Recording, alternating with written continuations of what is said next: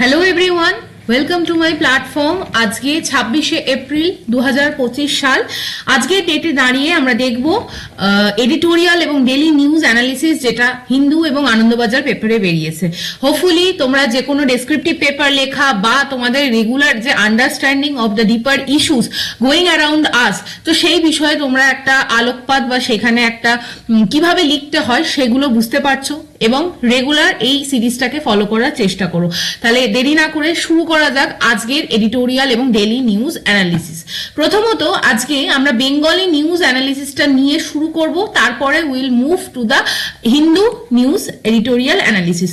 প্রথমত দেখো আজকে বাংলায় যে এডিটোরিয়াল গুলো পাবলিশ হয়েছে সেই জায়গায় কয়েকটা ইম্পর্টেন্ট পয়েন্টস নিয়ে আমাদের আলোচনা করতে হবে। এই পুলিশের ব্যবহার এই এডিটোরিয়ালটায় বিভিন্ন ছোট ছোট ঘটনাকে নিয়ে বোঝানো হয়েছে যে পুলিশ যেভাবে সমাজের একটি কোনো সেকশনের মানুষের সঙ্গে ট্রিট করেন সামহাউ সেটা কিন্তু অনেক সময় নিষ্ঠুর প্রকৃতির হয় বা ইনহিউম্যান নেচারের হয়। তার জন্য বিভিন্ন ছোট ছোট ঘটনা বলিকে তুলে ধরা হয়েছে এবং তার পরিপ্রেক্ষিতে যে লেখাগুলো বা যুক্তিগুলোকে সাজানো হয়েছে আমাদের ওই যুক্তিগুলোকে পয়েন্ট আউট করতে হবে। যেরকম বিভিন্ন সময় দেখা যায় যে এক্সাম্পল দেওয়া হয়েছে যে মহিলাদের বা নাবালক কন্যা যারা যখন ধরো একটা থানায় যাচ্ছে তাদের বিরুদ্ধে কোনো একটি মানুষের বিরুদ্ধে অভিযোগ করার জন্য, তখন দেখা যাচ্ছে সারা রাত ধরে তারা থানায় বসে থাকতে হচ্ছে, অজস্র প্রশ্ন করা হচ্ছে তাদেরকে, কিন্তু ফাইনালি কিন্তু তাদের বিরুদ্ধে বা অভিযুক্তের বিরুদ্ধে কোনো রকম অভিযোগ দায়ের করা হচ্ছে না। এবং সেই জায়গায় দাঁড়িয়ে বলা হয়েছে পুলিশের কর্তব্য অবহেলা নয়, এই অকারণ নিষ্ঠুরতার শিকড় কিন্তু পুরুষতন্ত্রের নারী বিদ্বেষে রয়ে গেছে।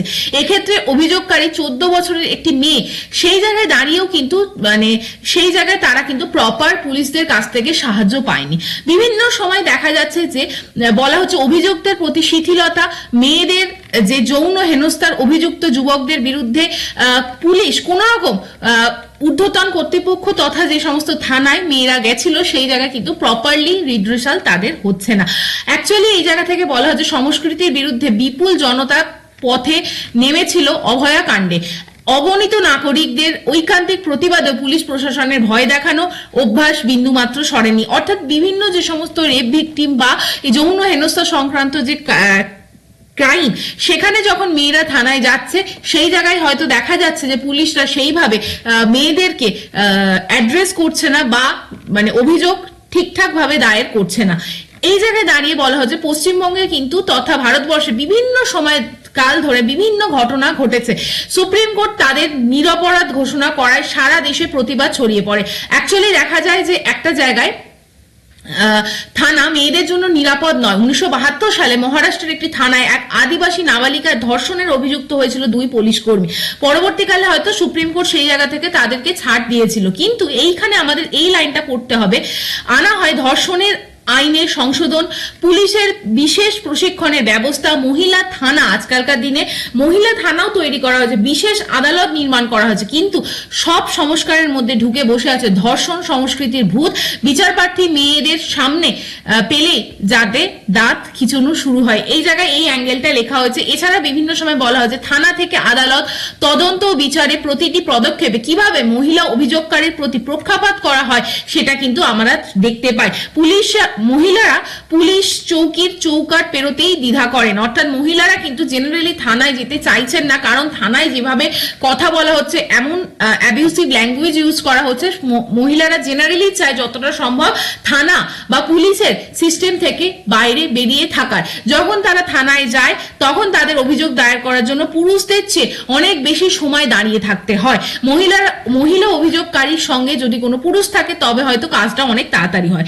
এছাড়া মহিলাদের অভিযোগের তদন্তে বিলম্ব হয় বেশি, শেষ পর্যন্ত আদালতে পৌঁছায় কম মামলা, অনেক বেশি মামলা কিন্তু ডিসমিস হয়ে যায়। কেবল নারী হিংসার অভিযোগই নয়, রাষ্ট্রের কাছে বিচারপ্রার্থী যদি হন মহিলা তাহলে যে কোনো মামলাতে অন্যায়কারী শাস্তি পাওয়ার হার কমে যায়। অর্থাৎ এখানে যে অ্যাঙ্গেলটা লেখা হচ্ছে, তোমরা অনেকেই বলবে এটা অনেকটা বায়াসড লেখা, বাট আমার মনে হচ্ছে যে কখনো যদি উইমেন দের যে প্রবলেম হচ্ছে আমাদের কান্ট্রিতে, জুডিশিয়ারির কাছে উইমেনদের কি জায়গায় হ্যারাসমেন্ট হচ্ছে, এই ধরনের যদি কোনো লেখা লিখতে হয় then you can use this kind of thing, বা এখানে ডেটা কিছু তোমরা ইউজ করতে পারো।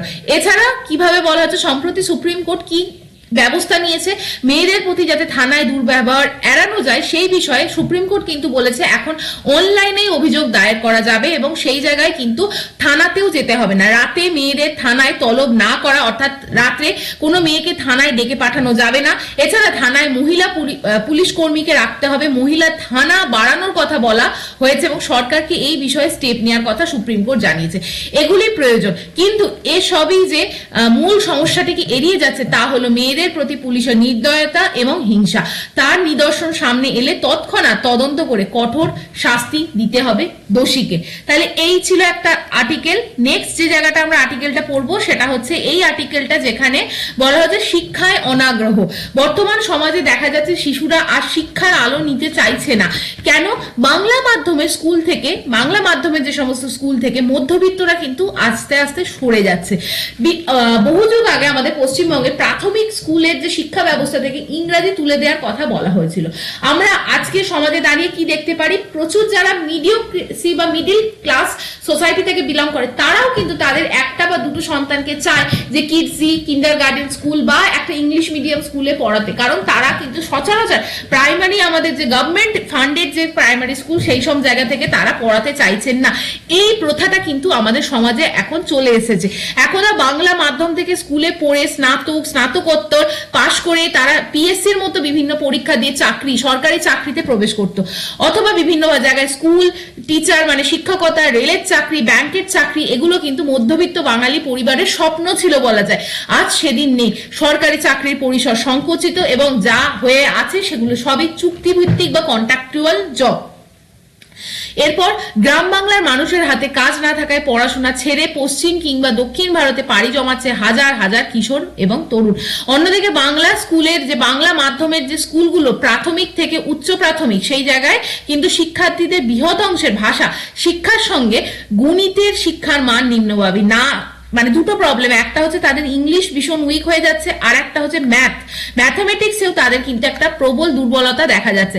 সব ক্ষেত্রে আন্তরিকতার অভাবেও অনেকে দায়ী বলে মনে হয়, অর্থাৎ শিক্ষার্থী এবং শিক্ষকের সম্পর্ক, সেই আন্তরিক সম্পর্কটাও কিন্তু অনেক সময় স্ট্যাবলিশ হচ্ছে না এই ধরনের স্কুলগুলিতে। ফলে পড়ুয়ারা কিন্তু নজর দিচ্ছে টিউশনের দিকে, কিন্তু এই টিউশন ভিত্তিক শিক্ষায় কিন্তু প্রান্তিক যারা পড়ুয়া, মানে সেই যারা একদম সেই খেটে খাওয়া সমাজের প্রান্তিক শ্রেণীর যে স্টুডেন্ট, তারা কিন্তু এই টিউশন নিতে পারছে না। পরিণামে কি হচ্ছে? স্কুল ছুট। এটা সত্যি যে বাংলা মাধ্যমের স্কুলে যে সিলেবাস, এখনো তার সঙ্গে কাজের জগতের কোনো যোগ নেই। মাধ্যমিক বা উচ্চ মাধ্যমিকের মতো যে পরীক্ষা, সেগুলো পাশ করেও কিন্তু কোনো কাজ জুটছে না। স্বভাবতই নিম্নবিত্ত পরিবারের ছেলেমেয়েরা স্কুলে আসার আগ্রহ হারাচ্ছে। বিদ্যালয়ে পর্যাপ্ত শিক্ষক শিক্ষিকা যেমন প্রয়োজন, তেমন কি প্রয়োজন? কর্ম উপযোগী সিলেবাস দরকার, যে সিলেবাস পড়ে চাকরি পাওয়া যাবে। মানুষের রুজি রোজগার প্রয়োজন। মাধ্যমিক উচ্চ মাধ্যমিক পাশের পর ন্যূনতম কাজ জোটাতে প্রচুর অর্থ ব্যয় করে প্রশিক্ষণ বা ট্রেনিং নিতে হচ্ছে। এইগুলো কিন্তু হতে থাকলে খুবই মুশকিল। এরপর ভাষা এবং গণিতের সঙ্গে ব্যবহারিক শিক্ষার মেলবন্ধনে মাধ্যমে সিলেবাস তৈরি হলে এই বিপর্যয় ঠেকানো যেতে পারে। অর্থাৎ কার্যকরী সিলেবাস আমাদের তৈরি করতে হবে। আরো একটা এডিটোরিয়াল, নেক্সট এডিটোরিয়ালেও কিন্তু শিক্ষা জগতের যে জায়গাটা, সেখানে বলা হয়েছে শিক্ষাক্ষেত্রে অর্থকেন্দ্রিক বর্ণাশ্রম ব্যবস্থা দ্রুত প্রসার ঘটাতে হবে। ব্যাঙের ছাতার মতো গজিয়ে উঠছে আজকালকার দিনে ইংরেজি মাধ্যমের স্কুল। যাদের আর্থিক সামর্থ্য আছে তাদের ছেলেমেয়েরা এইসব বিদ্যালয়ে শিক্ষা গ্রহণের সুযোগ নিতে পারছে, আর যাদের আর্থিক সচ্ছলতা নেই, সেই সমস্ত মধ্যবিত্ত বা নিম্ন মধ্যবিত্ত বাড়ির অভিভাবকরা আর্থিক টানাপোড়েনের মুখোমুখি হচ্ছে এবং সামর্থ্যের বাইরে গিয়েও কিন্তু অনেক সময় দেখা যাচ্ছে তারা বেসরকারি স্কুলে সন্তানদের পড়াতে বাধ্য হচ্ছে। পর্যাপ্ত বিষয় শিক্ষক পরিকাঠামোর অভাবে সরকারি স্কুলগুলো কার্যত ধুঁকছে। আর একটা জায়গা যেটা বলা হয়েছে যে কর্মসংস্থান সংক্রান্ত যে শিক্ষা, সেই জায়গায় কিন্তু তাদের সেই জায়গাটা নেই বলে আজকে রাজ্যের সাধারণ এবং নিম্ন মেধা ছাত্রছাত্রীদের পড়াশোনার প্রতি আগ্রহ হারাচ্ছে।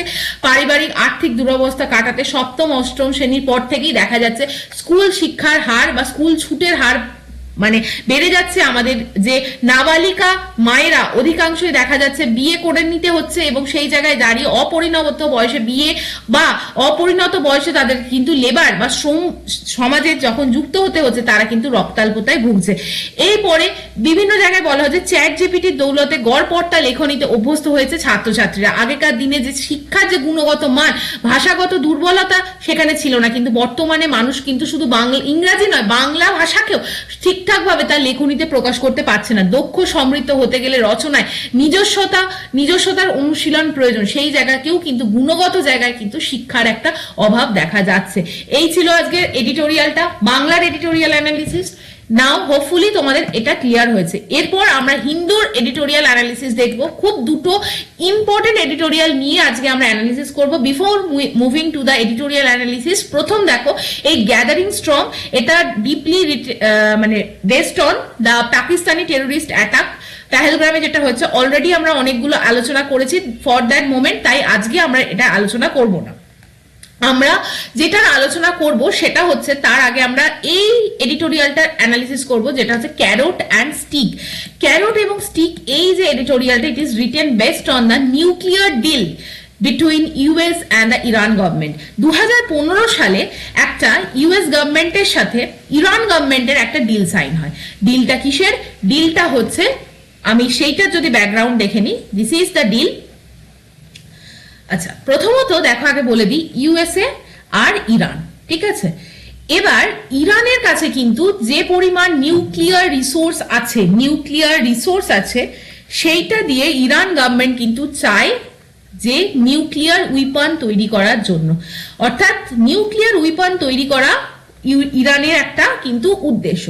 সেই জায়গায় দাঁড়িয়ে ইউএস গভর্নমেন্ট কিন্তু কখনোই অ্যালাউ করতে পারে না ইরানকে নিউক্লিয়ার উইপন তৈরি করতে দেয়, কারণ নিউক্লিয়ার উইপন যদি আজকে তৈরি হয়, একটা নিউক্লিয়ার বোম যদি তৈরি হয়, সেটা কিন্তু সারা বিশ্বের কাছে একটা থ্রেট। সেই জায়গায় দাঁড়িয়ে 2015-এ কিন্তু ইউএস এবং ইরানের মধ্যে কিন্তু কিছু একটা নেগোসিয়েশন হয় এবং সেই নেগোসিয়েশনটাই আমরা জানি 2015 ইরান ইউএস নিউক্লিয়ার ডিল বলে। Now we have to understand the details about the Iran USA nuclear deal, তারপরে কিন্তু আমরা এডিটোরিয়াল অ্যানালিসিসটা বুঝতে পারবো। প্রথমত, what was the 2015 Iran nuclear deal? এবার আমরা একবার জাস্ট ম্যাপে দেখব। This is the United State of America, এবং আমরা যদি এই যে আমাদের এশিয়ান কন্টিনেন্টের দিকে তাকাই তাহলে দিস ইজ দ্য ইরান। এরপর আমরা দেখব যে ইরানের যে এই যে নিউক্লিয়ার ডিল, এটাকে ফর্মালি বলা হয় JCPOA বা joint comprehensive plan of action. এই যে JCPOA, এটা কিন্তু একটা আফটার প্রলং নেগোসিয়েশন সিন্স 2013-এ পর গিয়ে 2013 থেকে নেগোসিয়েশন শুরু হয় এবং ফাইনালি 2015-এ ইরানের সাথে ডিল সাইন করে কে? 6টা দেশ। কে? China, France, Russia, United Kingdom, United State of America এবং জার্মানি। সো মেইনলি এখানে ইউনাইটেড স্টেট অফ আমেরিকা থাকলেও আরো যে 5টা কান্ট্রি এই ডিলের মধ্যে part, they are China, France, Russia, United Kingdom এবং জার্মানি। Hopefully clear. এই ডিলের আন্ডারে কি বলা হয়? ইরান এগ্রি করে কিসের জন্য? Significantly cut it's store of centrifuge, enriched uranium and heavy water, all are the key components of the nuclear weapon। অর্থাৎ ইরান কিন্তু রাজি হয় ইউরেনিয়ামের যে এনরিচমেন্ট করা সেটাকে কাট ডাউন করতে, তারপর নিউক্লিয়ার যে উইপন তৈরি করাকে কাট ডাউন করতে এবং হেভি ওয়াটারের স্টোরেজ বন্ধ করার যে কমিটমেন্ট, সেই কমিটমেন্টকে কিন্তু ইরান রাজি হয়। অর্থাৎ ইরান কিন্তু এই ডিলের মাধ্যমে কি বলে যে হ্যাঁ, we are ready to cut down hour uranium resource.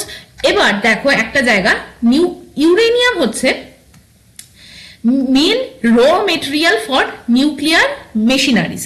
এবার ইউরেনিয়ামের যে কনসেন্ট্রেশন সেটা যদি বাড়াতে থাকি, এবং I may be wrong, around 90%-এর ওপর যদি কনসেন্ট্রেশন ইউরেনিয়ামের হয়, তখন that can be used for making the nuclear weapon. But যদি একটা সার্টেন লিমিটের মধ্যে ইউরেনিয়ামকে রাখা যায় তার কনসেন্ট্রেশন, তখন সেটাকে আমরা কিভাবে ইউজ করতে পারি? নিউক্লিয়ার পাওয়ার জেনারেশন, অর্থাৎ ইলেকট্রিসিটি জেনারেশনের জন্য ইউরেনিয়ামকে আমরা ইউজ করতে পারি। সো এই ডিলের মধ্যে বলা হয়েছিল যে ইরান কিন্তু ইউরেনিয়ামের এনরিচমেন্ট এতটা বেশি করতে পারবে না যার থ্রু দিয়ে Iran can use that uranium for making the nuclear weapon. এরপর ইরান কিন্তু অলসো এগ্রি করেছিল কি to implement a protocol that would allow inspector from the international atomic energy agency. অর্থাৎ ইরান অ্যালাউ করেছিল যে IAEA থেকে পার ইয়ার কিন্তু আমাদের কান্ট্রিতে নিউক্লিয়ার সাইট তারা ভিজিট করতে পারবেন এবং তারা দেখতে পারবেন যে অ্যাকচুয়ালি তারা কোনো সিক্রেট নিউক্লিয়ার উইপন বানাচ্ছে কিনা। অর্থাৎ ইরানে কিন্তু IAEA মেম্বাররা ঢুকে তাদের নিউক্লিয়ার উইপন কিভাবে তৈরি হচ্ছে বা তাদের নিউক্লিয়ার উইপন তৈরির যে সাইটগুলো সেগুলো ভিজিট করতে পারবে। তাহলে ইরান এত কিছু স্যাক্রিফাইস কিসের জন্য করবে? দেখো, ওয়াইল দ্য ওয়েস্ট অর্থাৎ মেনলি US এবং আদার যারা কান্ট্রি তারা কিন্তু এগ্রি করবে টু লিভ দ্য স্যাংশন। ইরানের উপর প্রচুর স্যাংশন আর ইম্পোজ করা আছে এবং সেই স্যাংশনের জন্য ইরান কিন্তু কোনোভাবে ইন্টারনাল যে তাদের প্রোডাক্ট সেগুলোকে এক্সপোর্ট করতে পারে না এবং তাদের মেইনলি যে ইরানের যে মেইন ইকোনমিক ক্রাইটেরিয়া সেটা হচ্ছে অয়েল। তো এই অয়েল এক্সপোর্টের ওপর ইরানের ওপর কিন্তু স্যাংশন ছিল। সেই স্যাংশন কিন্তু বলেছিল ওয়েস্টের কান্ট্রিরা তুলে নেবে এবং other sanction addressing alleged abuse of the human rights Iran's ballistic missile program remain in place. অর্থাৎ মেইনলি যে সমস্ত অয়েল এক্সপোর্টের জায়গায় ইরানের ওপর স্যাংশন সেটা কিন্তু USA গভর্নমেন্ট তুলে নেবে এবং ফলে কিন্তু ইরানের ক্ষেত্রে কিন্তু একটা ইকোনমিক এক্সপানশনের প্রসেস থাকছে। US কি কমিট করেছিল to lift sanction on the oil export but continue to restrict the financial transaction which have deterred international trade with Iran. এরপর কি জায়গাটা দেখিয়েছিল দেখো, nonetheless Iran's economy after suffering years of recession. অর্থাৎ US যখন till 2015 sign হওয়ার আগে years of যখন স্যাংশন ছিল তখন ইরানের ইকোনমি টোটালি ক্র্যাক ডাউন করে গেছিল। সেই জায়গায় দাঁড়িয়ে কারেন্সি ডেপ্রিসিয়েশন হয়েছিল, ইনফ্লেশন ছিল, স্টেবিলাইজ সিগনিফিকেন্ট গভর্নমেন্ট সেখানে ছিল না এবং সেই জায়গায় কিন্তু এক্সপোর্ট ইম্পোর্ট টোটালি বন্ধ হয়ে গেছিল এবং সেই জায়গায় দাঁড়িয়ে ইরান কিন্তু চেয়েছিল এই নিউক্লিয়ার ডিলটা সাইন করতে। বাট ইসরায়েল আমেরিকার যে closest partner in the Middle East strongly rejected the deal.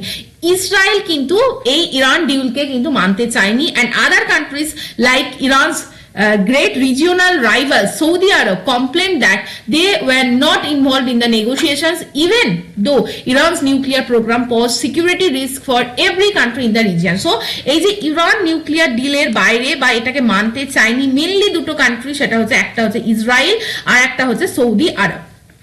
নাও এরপর 2015 নিউক্লিয়ার ডিল সাইন হওয়ার পর ট্রাম্প গভর্নমেন্ট যখন আসে, ট্রাম্প গভর্নমেন্ট কিন্তু এই ইরান নিউক্লিয়ার ডিল থেকে বেরিয়ে আসে এবং যত ব্যাংকিং এবং অয়েল স্যাংশন আছে সেটা US গভর্নমেন্টের উপর রিইম্পোজ করে এবং ইরান সেখানে দাঁড়িয়ে কিন্তু শুরু করে যে আমার উপর যখন আবার সব স্যাংশন চলে এলো, now will start again the nuclear program. এবং সেই জায়গা থেকে দাঁড়িয়ে প্রায় অলমোস্ট 97% কিন্তু তার ক্যাপাসিটি, যে ক্যাপাসিটিতে ইউরেনিয়াম তারা ইনরিচ করতে শুরু করে সেই ক্যাপাসিটিতে তারা কিন্তু রিচ করে যায়।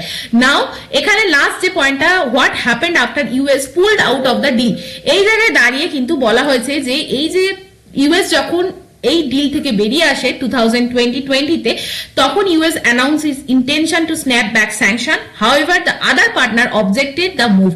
সেই জায়গায় দাঁড়িয়ে মেইনলি কিন্তু ইরানের ওপর বিভিন্ন স্যাংশন US গভর্নমেন্টের ওপর থেকে এখন এনরিচ করা আছে এবং 2020 সালে আমরা জানি US গভর্নমেন্ট কিন্তু অ্যাসাসিনেট করেছেন the top Iranian general Qassem Soleimani এবং সেখানে Iran announce that it would no longer limit the uranium enrichment. তো ইরানের যে একজন মেন ইম্পর্টেন্ট জেনারেলকে যখন US গভর্নমেন্ট মেরে দেয়, ইরান তখন বলে যে আমরা আর কিছু মানবো না, আমরা ইউরেনিয়াম এনরিচমেন্ট করব এবং আমরা নিউক্লিয়ার উইপন তৈরি করতেই থাকবো। So this is the background. Now আমরা যদি এডিটোরিয়ালটা পড়ি, দেখো ক্যারট অ্যান্ড স্টিক, এই এডিটোরিয়ালটা লেখা আছে 2015 যে accord must be revive to prevent Iran going nuclear. ইরানকে নিউক্লিয়ার যে হাব থেকে বাঁচাতে গেলে 2015 অ্যাকর্ডকে কিন্তু রিভাইভ করতে হবে। রিসেন্টলি US এবং ইরান গভর্নমেন্টের মধ্যে বিভিন্নভাবে হাই স্টেক ডিপ্লোমেসি চলছে এবং 2 rounds of talks অলরেডি হয়েছে in the Muscat and in Rome with Oman as the mediator. Oman কিন্তু এখানে মিডিয়েটার করছে এবং US এবং ইরানের মধ্যে কিন্তু ডিপ্লোমেটিক টক চলছে কিসের ওপর, সেই জায়গায় দাঁড়িয়ে কিন্তু এই নিউক্লিয়ার ইরানের যে নিউক্লিয়ার প্রোগ্রাম সেটার ওপর। এবং third round has been confirm for the coming days এবং তৃতীয় রাউন্ডের যে নেগোসিয়েশন সেটাও কিন্তু কথা হওয়ার পরিকল্পনা চলছে। Now it was Donald Trump during his first term who sabotaged a functioning multilateral agreement that has significantly curtailed Iran's nuclear program. অর্থাৎ ডোনাল্ড ট্রাম্প কিন্তু তার ফার্স্ট টার্মে এই যে ইরানকে নিউক্লিয়ার প্রোগ্রাম থেকে বিরত রাখার জন্য যে এগ্রিমেন্ট সেইখান থেকে পুল আউট করে দিয়েছিল, বা স্যাবোটেজ মানে কিন্তু অন্তর্ঘাত, তার উপর আঘাত এনেছিল। Ever since Iran has accelerated its nuclear activity, তারপর থেকে কিন্তু ইরান আবার স্টার্ট করেছে, অ্যাক্সিলারেট করেছে তার নিউক্লিয়ার অ্যাক্টিভিটিকে। Well it has not yet decided to build a nuclear bomb, কিন্তু এখনো যা রিপোর্ট নিউক্লিয়ার বোম তৈরির জন্য ইরান এখনো প্রস্তুত নয় বা ডিসাইড করেনি। বাট মোস্ট অ্যাসেসমেন্ট কিন্তু বলছে যে it has the capability to do so within the week, কিন্তু ইরান যদি চায়, ইরানে যাই ইউরেনিয়াম এনরিচমেন্ট আছে, এক সপ্তাহের মধ্যে চাইলে ইরান কিন্তু নিউক্লিয়ার বম তৈরি করতে পারে। নাও at the same time ইরানের যে regional influence stands diminished as a result of Israel's attack on so-called axis of resistance and other regional shifts such as the fall of Syria's Assad regime। সিরিয়ার কিন্তু recently Israel যে সিরিয়ার ওপর attack করে সেই জায়গায় দাঁড়িয়েও কিন্তু দেখা যাচ্ছে ইরানের যে ওই রিজিওনাল এশিয়ান কন্টিনেন্টে, মিডল ইস্টে যে ইরানের যে রিজিওনাল ইনফ্লুয়েন্স সেটাও কিন্তু কমে আসছে। এই মতো অবস্থায়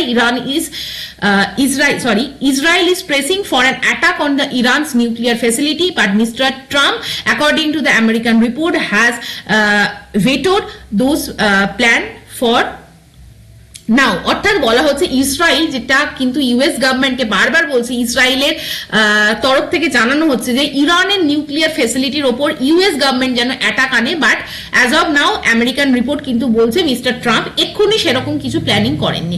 mister Trump has adopted A classic carrot and stick policy. Carrot and stick policy মানে কি, একবার তোমাকে ক্যারট দেবে, তুমি ভাববে তোমার সাথে ভালো বিহেভ করা হচ্ছে, দেন পরবর্তীকালে তোমাকে স্টিক মারা হবে। যেরকম যখন ধরো গাধা বা অ্যাসদের খাটানো হয়, তো ওদের ক্ষেত্রে সামনে একটা ক্যারট ঝুলিয়ে রাখা হয়, অর্থাৎ সে ভাবছে আমি ক্যারট পাবো, সে এগিয়ে যাচ্ছে, কিন্তু পেছন থেকে তাকে কিন্তু স্টিক মারা হচ্ছে। This is the carrot and stick policy. এটা কিন্তু একটা ডুয়াল ডিপ্লোমেসির part. Now he said he wanted a deal with Iran, but with a warning that if talk fails, Trump কিন্তু রেডি হয়েছে যে হ্যাঁ আমি একটা কথাবার্তা বলবো, বাট সেই জায়গায় যদি সেই নেগোসিয়েশন ফেল করে, সেই জায়গায় দাঁড়িয়ে তিনি কিন্তু বলেছেন দেয়ার উড বি বম্বিং, তিনি কিন্তু বোম্বিং করবেন অন দা ইরান। লাস্ট যে জায়গাটা বলা হচ্ছে, in addition US has র্যাম্পড up it's military presence in the West Asia beside moving B2 bombers to the Indian Ocean region. US কিন্তু তার military যে প্রেজেন্স সেটা কিন্তু এই ওয়েস্ট এশিয়ান কান্ট্রিতে বাড়াচ্ছে।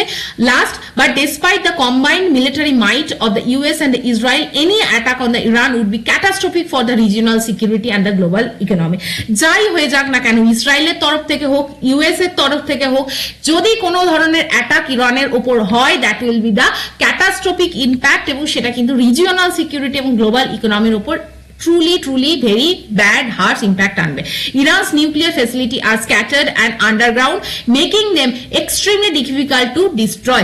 অর্থাৎ ইরানের যে নিউক্লিয়ার ফ্যাসিলিটিটা আছে, দে আর সো মাচ স্ক্যাটার্ড, এত ছড়িয়ে ছিটিয়ে আছে, আন্ডারগ্রাউন্ডে আছে, যেটাকে কিন্তু কমপ্লিটলি ডিফিকাল্ট করা, ডেস্ট্রয় করা খুব ডিফিকাল্ট। এই জায়গায় দাঁড়িয়ে it was precisely because there was no viable military solution to the Iran nuclear issue that world power chose the path of diplomacy in 2015।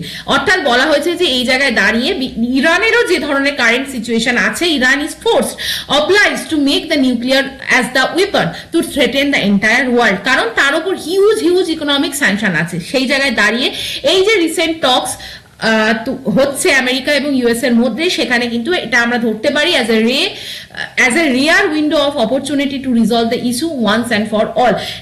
এখনকার মতো এবং সারা জীবনের মতো এই ধরনের ইস্যুকে রিজলভ করার একটা রিয়ার অপরচুনিটি হিসাবে এটা আমাদের ধরা উচিত। For diplomacy to succeed, US should act as a responsible global power that is committed to preventing weaponization of Iran's nuclear program. অর্থাৎ ইউএস গভর্নমেন্টকেও কিন্তু এখন একজন সেন্সিবল গভর্নমেন্টের মতো কাজ করতে হবে, রেসপন্সিবল গ্লোবাল পাওয়ার হিসেবে সামনে আসতে হবে, rather than just as an partition patron seeking to destroy Iran on Israel's behalf. অর্থাৎ ইসরায়েলের হয়ে ইউএস গভর্নমেন্টকে কোনো কাজ না করে একটা নিউট্রাল পার্সপেক্টিভ থেকে ইরানকে দেখতে হবে। অ্যান্ড সেই জায়গায় দাঁড়িয়ে কি বলা হয়েছে, Iran for its part has signal that it was open to scaling back its nuclear activity in exchange for the removal of sanction and threat. Iran কিন্তু বলেছে যদি আমার উপর থেকে স্যাংশন এবং যে কোনো ইকোনমিক থ্রেট তোমরা যদি তুলে নাও, আমি কিন্তু আমার যে নিউক্লিয়ার অ্যাক্টিভিটি সেগুলোকে স্কেল ব্যাক করে নেব, সেগুলোর থেকে আমি সেই জায়গাটা কমিয়ে নিয়ে আসবো। অর্থাৎ 2015 যে agreement which limited Iran's enrichment capability and uranium stockpile could serve as a reference point for the deal if talks progress constructively. অর্থাৎ ইরান এবং ইউএস কে কিন্তু 2015 যে নেগোসিয়েশন সেই জায়গায় কিন্তু স্টিক থাকতে হবে, যাতে কিনা ওয়ার্ল্ডের ওভারঅল যে হারমোনি এবং ইকোনমিক জায়গা সেটা কিন্তু ঠিকঠাক থাকে। নাও coming to the next article যেটা আমি ডিসকাস করব সেটা হচ্ছে teaching children to it well begin in the school. অর্থাৎ আমাদের যে ম্যাল নিউট্রিশনের ওপর এই আর্টিকেলটা দেওয়া হয়েছে, কি লেখা হয়েছে দেখো। ওয়ার্ল্ড লিডার্সরা কিন্তু প্যারিসে গ্যাদার হয়েছিল ফর একটা সামিট, কি নিউট্রিশন ফর গ্রোথ সামিট। এখানে দাঁড়িয়ে কি বলা হয়েছিল যে এই জায়গায় দাঁড়িয়ে কিন্তু UNGA United nation general assembly, ঠিক আছে এক মিনিট, হ্যাঁ ইউএনজিএ যে সামিট সেখানে কিন্তু দাঁড়িয়ে Nations decade of action on nutrition from its original time frame 2016-15 থেকে 2030 কিন্তু এক্সটেন্ড করে দেওয়া হয়েছে। এরপর সেই জায়গায় দাঁড়িয়ে বলা হয়েছে যে আমাদের ম্যাল নিউট্রিশনকে কিন্তু ক্লোজলি মনিটর করতে হবে with the 2030 agenda for the sustainable development. Last যে জায়গাটায় মানে লেখক যেখানে নেক্সট আলোচনা করেছেন সেটা হচ্ছে আমাদের কিন্তু ফোকাস শিফট করতে হবে beyond the food access to understanding what people eat, how they eat and why they eat, especially when it comes to children। কারণ আমাদের কিন্তু নিউট্রিশনের পার্সপেক্টিভ চেঞ্জ করতে হবে। Nutrition is not just a health concern, it is intricately connected with education, equity and environmental sustainability. এই জায়গায় দাঁড়িয়ে ম্যাল নিউট্রিশনের সাথে কিন্তু অনেকগুলো প্যারামিটার জড়িয়ে আছে। গ্লোবাল নিউট্রিশনের এফর্ট যেটা কিন্তু ফোকাস করেন ফার্স্ট 100 days of life, অর্থাৎ একটি শিশুর জন্মের পর থেকে 2 বছর পর্যন্ত ধরে নেওয়া হয় it is very critical window to prevent malnutrition. কিন্তু অনেক সময় আমরা ভুলে যাই যে ফার্স্ট নেক্সট যে 4000 ডেজ মানে 2 বছরের পরে নেক্সট 4000 ডে বা যদি আমরা ধরে নিই এই টাইম স্প্যানটা কিন্তু আমরা কভার করে যে অ্যাডোলেসেন্ট গ্রোথের জন্য খুব ইম্পর্টেন্ট। এই সময় আমাদের শরীরে কি কি হয়, rapid physical emotional growth, behavioral change আছে, offering a second window of opportunity to overcome early childhood deficit. এই জায়গায় দাঁড়িয়ে good nutrition during the first phase can help children catch up the growth and set the foundation for the long-term health. But to do that, we must shift our focus from just feeding children to teaching them how to eat well. অর্থাৎ আমরা just সন্তানদের খাইয়ে দেবো, this is not enough. আমাদের কোন দিকে focus করতে হবে, আমাদের কিন্তু ফোকাস করতে হবে যাতে কিন্তু তারা আমরা ফুড হ্যাবিট সম্বন্ধে আমাদের সম্যক নলেজ থাকে। একটা প্যারিস সামিটে যে ইভেন্ট ছিল তার সাইড লাইনে কিন্তু একটা ইভেন্ট হয়েছিল, কি লার্ন টু ইট ওয়েল। সেই ইভেন্টে কিন্তু সিগনিফিকেন্ট ফোকাস করা হয়েছিল যে গ্লোবাল শিফট দরকার ইন দ্য থিঙ্কিং প্যাটার্ন। কোথায়? That food and nutrition education must begin in school, go beyond counting calorie and help children make choices that are good for themselves and the planet. Changing ওয়ার্ল্ডে কি দাঁড়িয়ে today আজকের যুগে দাঁড়িয়ে children are growing up in a world where food is everywhere. সেখানে কিন্তু আমরা ট্যাপে মানে মোবাইল ফোনে অর্ডার দিতে পারি, ডেলিভারি হয়ে যায় ফুডের খাবারে আমাদের দরজার গোড়ায় এবং হেভিলি সেটা মার্কেটে। Choosing what to it has become increasingly complex. অর্থাৎ আমাদের এবার এটা বুঝতে সমস্যা হচ্ছে যে আমরা কি খাবো। এখানে most of the children lack the knowledge and the skill. তারা জানেই না কি খেতে হয়, হেলদি খাবারের চয়েস কি। পিয়ার ইনফ্লুয়েন্স দ্বারা, অ্যাডভার্টাইজমেন্ট দ্বারা নিউট্রিশনাল কোয়ালিটিকে কিন্তু বিচার করা হচ্ছে। সেই জায়গায় দাঁড়িয়ে অ্যাকচুয়াল নিউট্রিশন ফুড কি সেটা আমরা জানি না। টিচাররা মানে young population সেটা জানে না। As a result, many children skip breakfast, eat too few fruits and vegetables and consume too much sugar and processed food. Last যে জায়গায় বলা হয়েছে সেটা হচ্ছে বিভিন্ন সময় sadly in many places including both cities and ভিলেজেসে আমরা যদি দেখি ইন্ডিয়ার কনটেক্সটে most children do not know যে কিভাবে অ্যাকচুয়ালি একটা হেলদি ডায়েট করা যায়। Their diets lack variety which harms their health and reflects deeper problems in our food system and education. অর্থাৎ ফুড সিস্টেম এবং এডুকেশনের ডিপার ইম্প্যাক্ট আনছে this kind of thing. Now poor diet are link to malnutrition. ম্যালনিউট্রিশনের সাথে কিন্তু poor diet linked childhood obesity আসছে, chronic disease আছে such as diabetes, mental health issues. Research কিন্তু দেখাচ্ছে 70% preventable adult disease begin with the habit formed in the childhood. চাইল্ডহুডের যে আমাদের ইটিং হ্যাবিট সেখান থেকে কিন্তু আমাদের এই ধরনের বিভিন্ন ধরনের ডিজিজ আসছে। অর্থাৎ schools are the best place to build the healthy habit. স্কুলেই কিন্তু আমাদের হেলদি হ্যাবিট তৈরি করতে হবে। Absence of proper curriculum and age appropriate learning resource make it even harder to teach children how to eat well.